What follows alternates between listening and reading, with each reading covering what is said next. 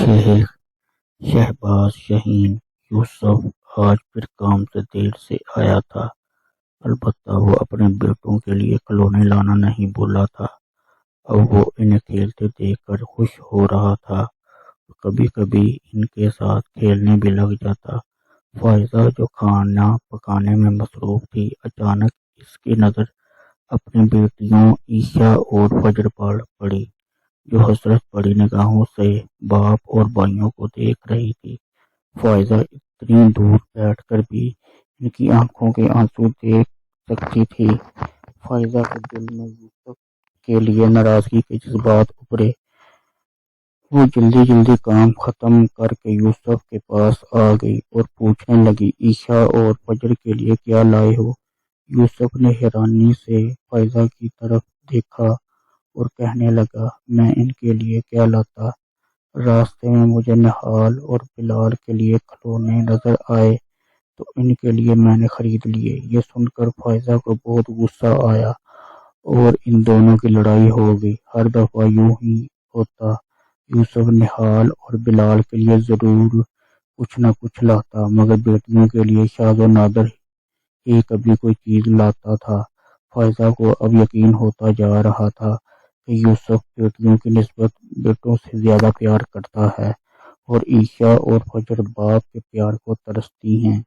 یہ سوچ فائزہ کے دل و دماغ پر اس طرح حاوی ہوئی کہ اس کے دل میں نہال اور بلال کے لیے شدید نفرت پیدا ہونے لگی۔ وہ بلال اور نہال سے نفرت کا اظہار کرنے لگی تھی، لیکن یوسف کی وجہ سے چپ ہو جاتی۔ یوسف فائزہ کے لیے کے اس رویے سے سخت پریشان تھا۔ اس کو سمجھ نہ آتی فائزہ بچوں کے ساتھ کیوں ایسے پیش آتی ہے۔ فائزہ کے دل میں خیال آیا، اگر نہال اور بلال نہ ہوتے تو یوسف اپنی ساری توجہ اور محبت عائشہ اور فجر کے لیے طرف دے گا۔ اب وہ ہر وقت یہی سوچتی رہتی اور ہر کام غائب دماغی سے سر انجام دیتی۔ فائزہ کی مسلسل غائب دماغی کی وجہ سے یوسف نے اس سے بات کی کہ ایسا کیا مسئلہ ہے جس کی وجہ سے وہ پریشان ہے۔ وہ ہر دفعہ بات ٹال دیتی۔ ایک دن یوسف کام سے گھر واپس آیا تو اسے گھر کی فضا میں عجیب و وحشت محسوس ہوئی کہ دنیا لٹ چکی تھی۔ وہ صبح صحیح سلامت نہال کو چھوڑ کر گیا تھا اور اب صحن میں مردہ حالت میں پڑا تھا۔ سب سے حیران کن بات یہ تھی کہ فائزہ کی آنکھوں میں غم کے بجائے ایک وحشت تھی۔ اب وہ اسی صدمے میں ہی تھا کہ چند مہینوں بعد یوسف کو اپنے 4 سالہ بیٹے بلال کی اچانک موت کی خبر ملی۔ یوسف کو یقین ہی نہیں آ رہا تھا کہ اس کے دونوں بیٹے اس دنیا میں نہیں رہے۔ وہ ہر وقت اسی سوچ میں مبتلا رہتا کہ اس نے ایسا کیا کیا ہے جس کی اسے اتنی بڑی سزا ملی ہے۔ اسے کبھی کبھی اپنی بیوی پر شک ہوتا، شاید بیٹوں کی موت میں اس کا کوئی ہاتھ ہے، لیکن وہ یہ سوچتا کہ کوئی ماں کبھی اپنے بچوں کو قتل نہیں کر سکتی۔ فائزہ کو ہر وقت اپنی سانس پھولتا ہوا محسوس ہوتا، ایسا لگتا کہ اس کو بچے بلا رہے ہیں۔ وہ رات کو اٹھ کر چیخیں مارتی۔ فائزہ کو اپنے بچوں کی روح نظر آتی۔ یوسف پہلے سمجھا کہ شاید یہ ابھی تک صدمے میں ہے۔ وہ اسے پیار سے بہت سمجھاتا، لیکن فائزہ پر کسی چیز کا کوئی اثر نہ ہوتا۔ فائزہ کی حالت دن بدن بگڑتی جا رہی تھی۔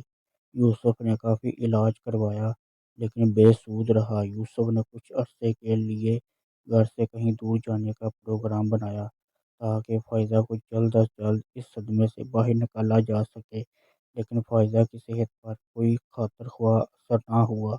ایک روز فائزہ گہری سوچوں میں گم تھی۔ یوسف کافی دیر سے اسے نارمل کرنے کی کوشش کر رہا تھا۔ اچانک وہ پوچھنے لگی، کیا تم اپنے بیٹوں سے بہت پیار کرتے تھے؟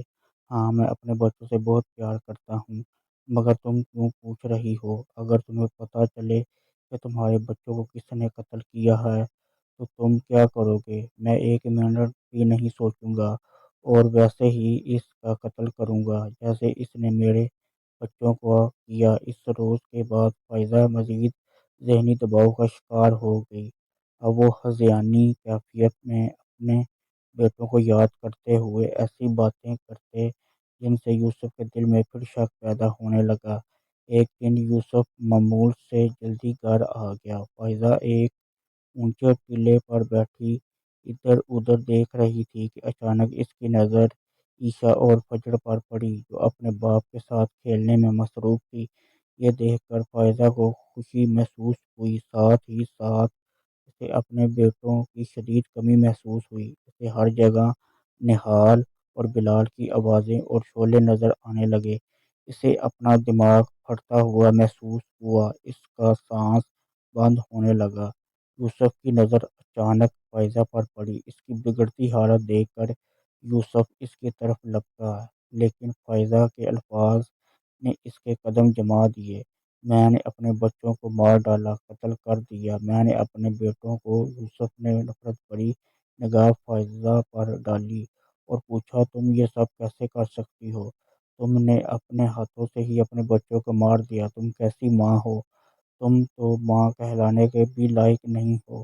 کوئی ماں اس حد تک ظالم نہیں ہو سکتی کہ تم نے ایسا کیوں کیا؟ یہ سب کچھ میں نے اپنی بیٹیوں کے لیے کیا۔ تم ہر وقت نہال اور بلال سے پیار کرتے تھے، عیشا اور فجر کی تمہیں کوئی پرواہ نہ تھی۔ یہ سن کر یوسف مزید آگ بگولا ہو گیا۔